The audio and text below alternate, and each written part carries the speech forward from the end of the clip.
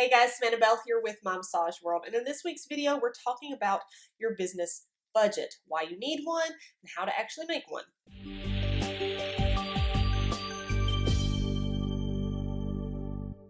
So I know a lot of you are thinking, I don't need a budget, I do just fine without one. But do you really? Are you running out of money at the end of the month with little to nothing to show for it? Does it seem like those goals and dreams that you have for your business just keep getting pushed farther and farther back because you just can't seem to make it work financially? I mean, I get it. This idea of having some number that you can't go over feels quite limiting, obviously. But here's the thing, a budget for your business isn't this limiting thing like you can't ever spend money on things you want. You've got to get out of that mindset that a budget is some sort of complete limitation, or that because you're a small business, it's unnecessary, or whatever your thought process may be surrounding this.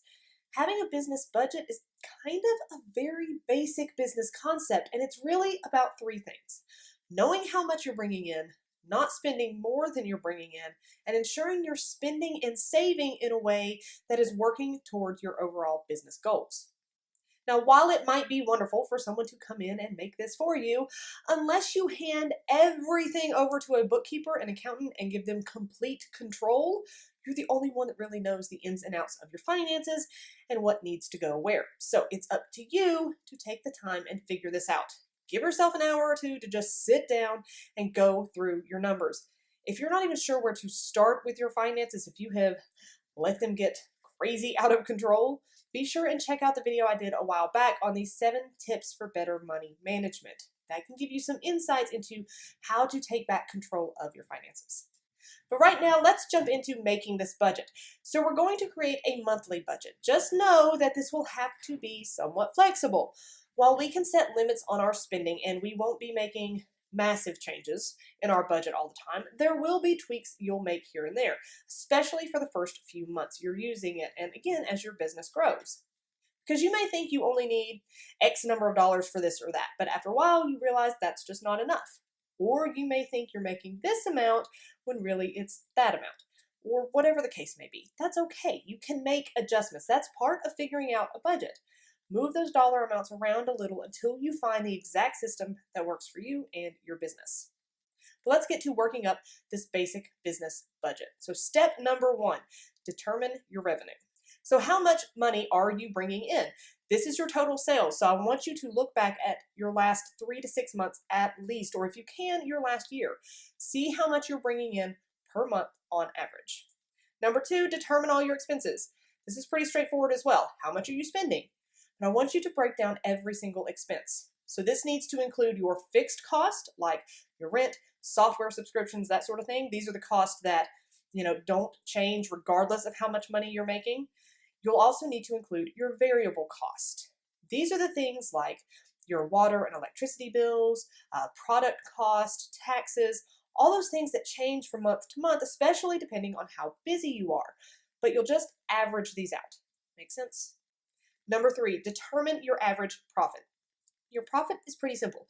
You take your sales or your revenue and you subtract your expenses. So if you average $5,000 in sales for the month and your expenses, both fixed and variable, total an average of about $3,000, your profit is roughly $2,000.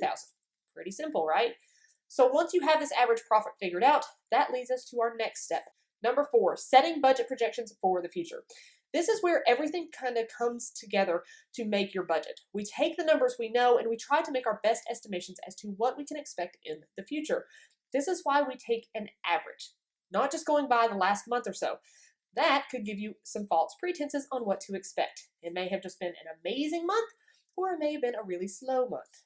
We need a good long-term look so we have a much better idea of how to build our projections. So anyway, you can make this piece of paper up completely on your own. You can find free templates all over the place online, or if you use a financial software of any kind, you can most likely set up a budget right there. There's even free budgeting apps that you can download on your phone. So we take those averages and we plug them in. We determine how much we have to spend, right? We have our total average sales. Let's use our example of 5,000. We'd then list out exactly how much we can expect to spend on any and every expense. So your electric bill may vary, but it may average on the top end around $200, let's say. Your office supply costs are an average of $100. Your rent is a steady $600. The list goes on. You write out each of those expenses and what you can either firmly or on average say is the top of what you'll be spending for each of them. And don't forget to write yourself a check.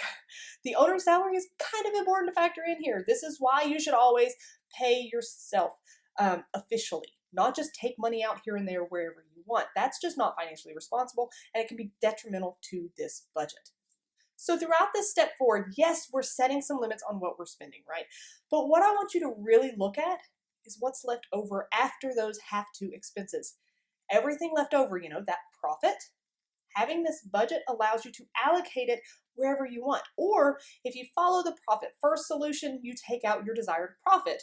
And then you spend on all those expenses based solely on what's left. It's based on this idea that we'll adjust our spending to reflect our budget. So if you take your profit first, that's guaranteed, and you'll trim your expenses to balance out what you're bringing in. Whichever way you go, that profit could be used to put a certain amount into your business savings account or into some upgrades to your equipment or decor or new training or expansion of your facility. This is actually where a lot of those dreams that you've had can start to take shape. You're not just limiting your spending with a budget.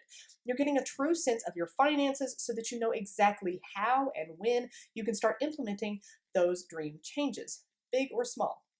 Following a budget actually opens up your finances considerably because you can easily see how much you have every month to allocate toward those dreams. So for those of you who may still be on the fence about this, I'm begging you to at least try a budget. Give it 3 months. Give yourself 3 months of being serious about your finances and budgeting for your business. At the end of that, I guarantee you'll see that it's really not as difficult or scary as it may seem, and you'll see how much of a difference it makes and how much faster and more efficiently you can actually work toward those goals you have. For more tips on building your business on a budget, be sure to join the free My Massage World Facebook group where we are spending all week discussing it, plus new topics of discussion each week. Thank you so much for watching today. As always, check us out at mymassageworld.com, like us on Facebook, subscribe to us on YouTube, and stay tuned for more videos. There's a new one every week.